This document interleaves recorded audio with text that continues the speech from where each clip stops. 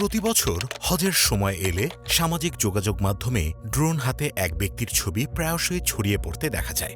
ছবিতে দেখা যায় সাদা জামা পরা কালো বর্ণের একটি লোক ড্রোনটি হাতে নিয়ে অবাক চোখে তাকিয়ে আছে। তার সারা মুখে রাজ্যের বিস্ময়। লোকটির সেই ছবির পেছনে রয়েছে অসাধারণ একটি গল্প। গল্পটি শুনে অবাক হন অনেকেই। পবিত্র মক্কায় হজ পালন করতে যাওয়ার প্রবল ইচ্ছা ছিল ছবির সেই লোকটির। তবে সেই ইচ্ছাকে বাস্তবায়িত করার মতো সামর্থ্য ছিল না তার। কিন্তু হঠাৎ সামান্য একটি ড্রোন এসে তার ভাগ্যের চাকা ঘুরিয়ে দেয়। আসল ঘটনাটি ঘটে এরপরেই। ছবির সেই হতদরিদ্র মানুষটির নাম হাসান আবদুল্লাহ। তিনি ঘানার প্রত্যন্ত গ্রামের একটি দরিদ্র পরিবারের সদস্য।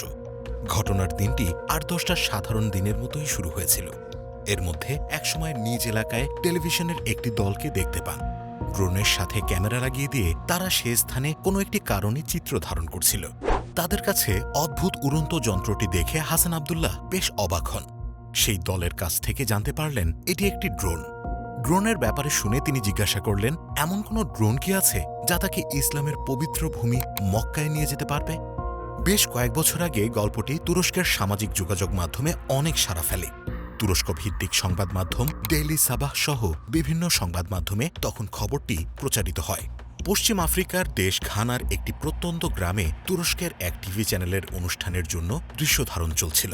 অনুষ্ঠানের নির্মাতা একটি ড্রোনের সাথে ক্যামেরা জুড়ে দিয়ে ওপর থেকে ভিডিও ধারণ করছিলেন। এক পর্যায়ে ড্রোনটি গিয়ে নামে স্থানীয় একটি বাড়ির উঠানে। উঠানে আজব বস্তুটিকে নামতে দেখে কৌতূহলবশত এগিয়ে আসেন বাড়ির কর্তা বৃদ্ধ আলহাসান আবদুল্লাহ। শুটিং ইউনিটের এক কর্মীর কাছে তিনি জানতে চান জিনিসটি কি। তারা ওই বৃদ্ধকে বলেন এটির নাম ড্রোন। এটি আকাশে উড়ে উড়ে ভিডিও ধারণ করছে। এ পর্যায়ে দরিদ্র আবদুল্লাহ তাকে বলেন, এটিকে আরও বড় করে বানানো যায় যাতে চড়ে আমি মক্কা যেতে পারবো হজ করতে। আমার তো বিমানে চড়ে যাওয়ার মতো টাকা নেই। মূলত হাসান ছিল খুবই অভাবী এবং দরিদ্র। নিজের সাধ্য না থাকলেও স্বপ্ন পূরণের আকাঙ্ক্ষা ছিল প্রবল। দরিদ্র বৃদ্ধের কথাগুলো দাগ কাটে ওই টিভি কর্মীর মনে।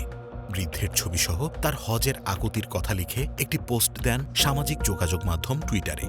মুহূর্তেই ভাইরাল হয়ে যায় খবরটি, যা শেষ পর্যন্ত নজরে আসে তুরস্কের পররাষ্ট্রমন্ত্রী মৌলুদ কাভুসওগলুর। বৃদ্ধের মনোবাসনা পূর্ণ করার সিদ্ধান্ত নেন তিনি।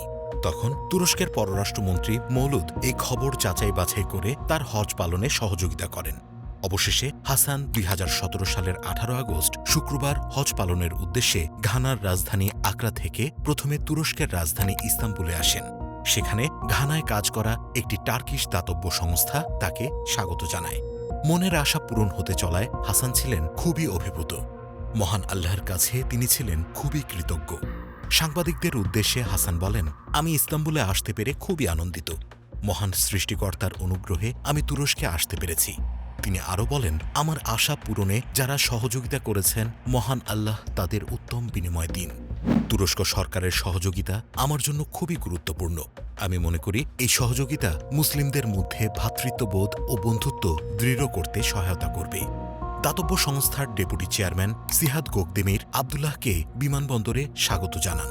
তিনি জানান, তুর্কি গণমাধ্যম টিআরটি ওয়ার্ল্ডের একজন কর্মকর্তা আবদুল্লাহর ছবি টুইট করার পর ঘটনাটি খবরের শিরোনাম হয়। এরপর ব্যবসায়ী থেকে নানা প্রতিষ্ঠান, বিভিন্ন পর্যায়ের মানুষ তার কাছে পৌঁছার পথ খুঁজতে শুরু করে। অবশেষে ঘানায় অবস্থিত তুর্কি দূতাবাসের এক তুর্কি পুলিশ কর্মকর্তা তার সাথে যোগাযোগ করেন। এইসব মিলিয়ে হাসান আবদুল্লাহ তুর্কি জনগণের কাছে কৃতজ্ঞ।